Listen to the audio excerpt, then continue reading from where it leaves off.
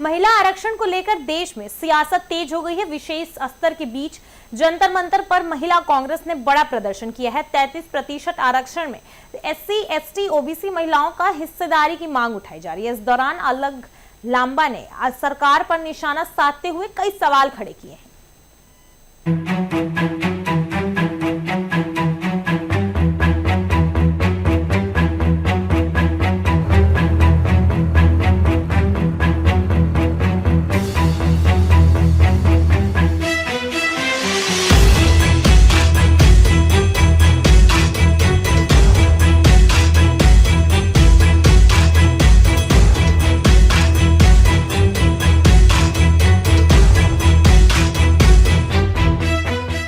भाजपा की मोदी सरकार झूठी है, जुमलेबाज और मक्कार है।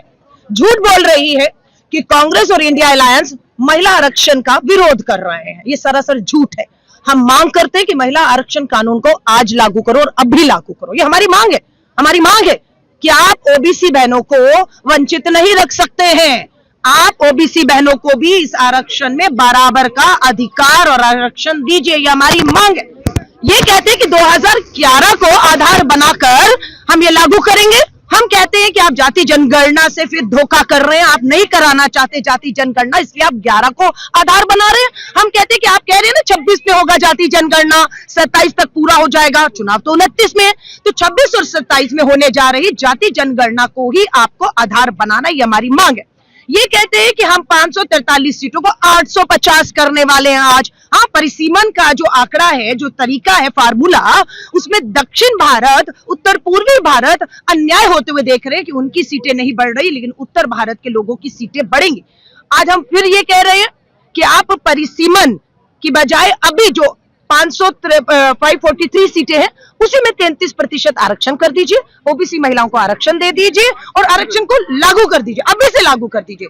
जब 2023 सितंबर में आरक्षण आया था तब हम इन्होंने ये शर्तें लगा दी कि हम अब आरक्षण ला रहे हैं, हम अब जनगणना कराएंगे, परिसीमन कराएंगे, फिर लागू करेंगे 10 साल बाद। ये भाजपा सरकार ने बोला था। राहुल गांधी जी, सोनिया गांधी जी, खड़गे जी ने निरंतर लिखकर उसी समय कहा 2023 सितंबर में कि आप ये शर्तें हटा दीजिए। आप हटा दीजिए ये शर्त कि हम जाति जनगणना, परिसीमन करेंगे और फिर 10 साल बाद लागू करेंगे। लेकिन 30 महीने के बाद ये सरकार आज यू टर्न लेती है और यू टर्न बीच चुनाव में लेती है, क्योंकि बंगाल में वोट पड़ना है 23 को और वोट पड़ना है 29 को। यही तमिलनाडु में भी वोट पड़ना है। क्या जल्दबाजी है कि वोटों के बीच में, चुनाव के बीच में आप कर रहे हैं? हमने मांग की थी अभी जो सत्र गया है उसमें ले आते, इसको नहीं लाया आप। हम कह रहे हैं 28 को 29 को वोट हो जाएगा बंगाल में, आप 30-1-2 तारीख को ले आइए। आप तब भी नहीं लाना चाहते। हम कहते हैं जुलाई में मानसून। गांधी जी के जब सरकार थी उस समय जब महिलाओं को पंचायती राज में, ग्राम सभा में हक दिलवाया गया, महिलाओं को रिजर्वेशन दिया गया, उसके बाद सोनिया गांधी जी ने बढ़ चढ़ के इसका समर्थन दिया, सत्र में पास करवाने की कोशिश की, पर कई बार जो है दूसरी सरकारों के आने की वजह से ये बिल खारिज हो गया। पर आज फिर से ये सरकार सत्ता में आने के लिए, सत्ता में बने रहने के लिए महिलाओं को बरगला रही है। 2023 में ये बिल लेकर आए फिर से। महिलाओं को इन्होंने बहुत बड़ी पिक्चर दिखाई कि हम महिला रिजर्वेशन बिल पास कर रहे हैं। 24 में लोकसभा इलेक्शंस थे, क्यों नहीं इन्होंने किया? फिर इन्होंने किया कि हम सेंसस करवाएंगे, हम डिलिमिटेशन करेंगे, उसके बाद हम इसको लागू करेंगे। 2027 तक ये पूरा हो जाएगा।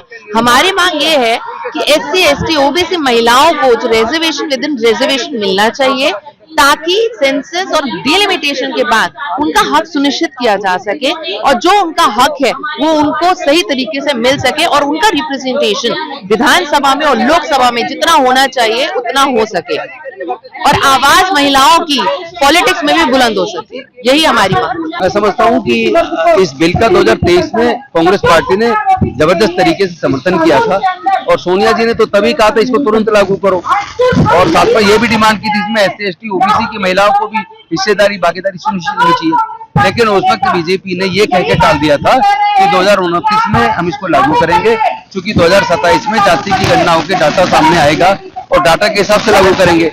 लेकिन अब बीजेपी की सरकार छल कर रही है। अब ये बताइए, आप आज इलाज कर रहे हैं तो आप 6 महीने पुराने ब्लड टेस्ट के आधार पर थोड़ी ना ऑपरेशन करेंगे। आप तो हॉस्पिटल तो आज के जांच करके आज की रिपोर्ट के हिसाब से इलाज करेगा।